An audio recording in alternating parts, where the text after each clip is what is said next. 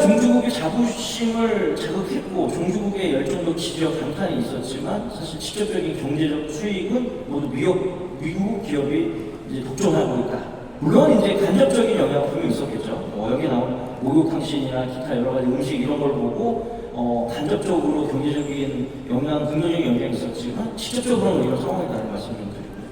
근데 이제 이 캐년 이전에 비슷한 사례가 있었어요. 그게 뭐냐면 이런 거예요. 2017년에 코코라는 아마 애니메이션 보신 분들이 많이 계실 겁니다. 근데 요건 뭐냐면 이게 미국의 픽사라는 애니메이션 기업이 만들었는데 테마가 뭐였냐면 이제 멕시코의 왕자의 날이라고 12월 달에 이제 이 멕시코의 명절입니다. 근데 이거를 테마로 해서 어떤 여러 가지 얘기를 했던 이 코코가 결국은 멕시코 애니메이션 역사상 최고의 어떤 실적을 기록하게 됐고 2017년 최고의 흥행자, 그러니까 전 세계에서 8억 달러 수익이 나고 아카데미 상을 수상할 정도로 엄청나게 히트했죠. 멕시코에서 말을 할 수 없을 정도로 거기 나름대로 부품이 막 타오르었습니다. 근데 이게 뭐냐? 결국 미국 기업이 우리 문화를 잘 표현하더니 하지만 수익은 다 디즈니가 가져가는 거예요. 약간 이런 느낌인 거죠. 우리가 아바타라는 영화 보면서 엄청나게 좋은 퍼포먼스를 냈지만 그것도 이제 아마존 이런 문화를 얘기했지만 거기서 나오고 있는 여러 가지 경제적인 수익은 대부분 미국이 부분들이 보시면 될 것 같습니다. 그러니까 이런 맥락이랑 사실 비슷하다. 냉정하게 상적으로 봤을 때 이렇게 좀 평가를 하고 싶고 이게 이런 문화 자긍심이 부가가치 문화만 활용한 외국 기업이 이제 가져가는 형태인데 자 이제 아까 방시혁 의장님이랑 그 다음에 박진영 PD님이 말씀하셨던 우리가 조금 더 하드코어한 팬덤 문화에서 일반적이고 대중적으로 다가가야 된다. 그리고 우리 한국적인 거에서 이 한국적인 걸 좀 빼고 어떤 전 세계의 어떤 문화 코드에 맞는 그 현지화 전략이 필요하다는 말씀을 했던 것처럼 캐대어는 뭐냐? 캐대어는 뭐냐면 K-팝을 아주 잘하는 미국인들이 미국의 여러 가지 인프라와 그의 아트웍이라든지 기타 이런 여러 가지 장르와 인프라를 이용해서 K-팝을 갖고 온 거예요. 그러니까 이전에는 K-팝이 여기 있었고 K-팝의 어떤 현지화가 여기였다면 이제 이 K-팝이라는 것은 단순히 대한민국의 대중음악이 아니라 어떤 의미냐면 이제 글로벌의 문화유산 이런 표현 많이 하셨습니까?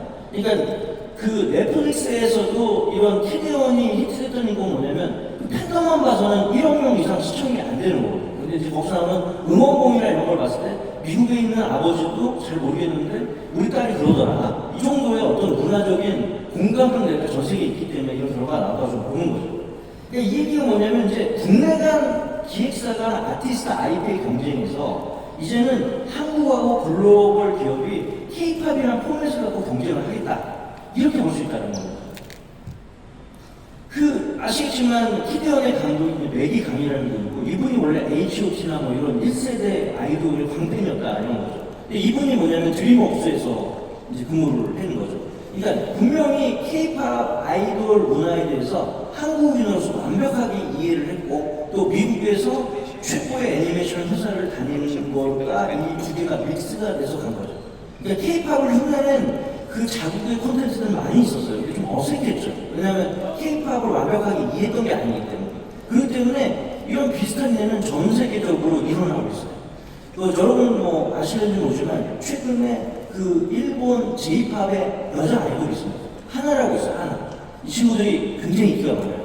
근데 이 친구를 프로듀서했던 친구가 뭐냐면 찬미나라는 친구. 근데 이 친구는 뭐냐면 아버지 어머니가 한국인 일본인에서 혼혈이고 미국에서도 살고 그래서 이 사람은 한국말, 일본말, 미국말 굉장히 잘하는 친구예요. 그래서 이 친구가 래퍼로 성장을 했고 지코 이런 식으로 하는 콜라보를 하면서 K-팝의 인기가 상당히 높습니다. 그래서 이제 이 하나라는 그룹은 한국인 한 명과 나머지는 일본인으로 구성된 다국적 걸그룹이라고 표현을 하고 있습니다. 근데 이제 이게 지금까지 J-팝에서 자니스나 이런 쪽에서 만들었던 되게 어설픈 아이돌 그룹과 다르게 굉장히 퀄이 있어요. 이 노래 들어보시면 알면 약간 블랙핑크로 노래를 해요. 굉장히 우리나라에서 사람이 봐도 이 중은 괜찮네. 이거 이외에도 인도네시아나 이런 쪽에 이 K-팝이라는 하나의 포메이션을 가지고 굉장히 완성도 있는 콘텐츠를 만들어내는 겁니다. 이렇게 볼 수 있는 거죠. 그래서 결국 한국 출신이 있고 해외에 거주하는데 그 나라의 업계 경험이 있는 팬덤 경험을 완벽하게 이해하고 있는 사람들이 이 K-팝을 갖고 오는 거죠. 캐대언의 의미는 뭐냐면 이제는 K-팝이라는 하나의 스토리가 여러 가지 장르와 부딪혀서 새롭게 재해석되면서 발달할 수 있다라는 말씀을 드릴 수 있는 거고, 이미 저희가 알고 있는 뭐 유니버셜 브릿지 보면 A&R 전 세계 A&R 팀들이 K-팝이라는 주제를 가지고 이미 워크숍들이 지금 진행되고 있어요. 어떻게 하면 K-팝이라는 장르를 가지고 우리도 글로벌 히트를 할 거냐 이렇게 되는 거죠. 결국 한국 문화를 이해하면서도 글로벌 시장을 아는 창작자들이 전 세계에 K-팝 포맷 콘텐츠를 성공적으로 제작을 하고 있고, 앞으로는 이 숫자가 훨씬 더 많아질 것을 계산이 나오고 있습니다. 비슷한 사례는 사실 있었죠. 뭐가 있었냐면 태권도. 처음에 태권도는 올림픽 저희가 필드 올림픽 때 이거 했었는데 뭐 메달 9위 저희가 가져가고 그랬지 않습니까? 근데 이제 요새는 이제 태권도 가서 이렇게 해가지고 결승전에서 우리 한국인이 지는 모습이 우리에게 그렇게 어색하지 않아요. 왜냐면 태권도가 종시국의 한국이었을 뿐이지 지금 전 세계에 태권도 인구가 어마어마하게 있거든요. 근데 결국은 뭐냐면 이 태권도는 분명히 한국에 맞는데 이걸 가지고 경쟁하는 거에 있어서 한국이 1등을 못하는 시장이 오는 거죠. K-팝도 사실은 우리가 좋아서 우리끼리 만들었던 거고, 저희는 해외에 나가는 이유가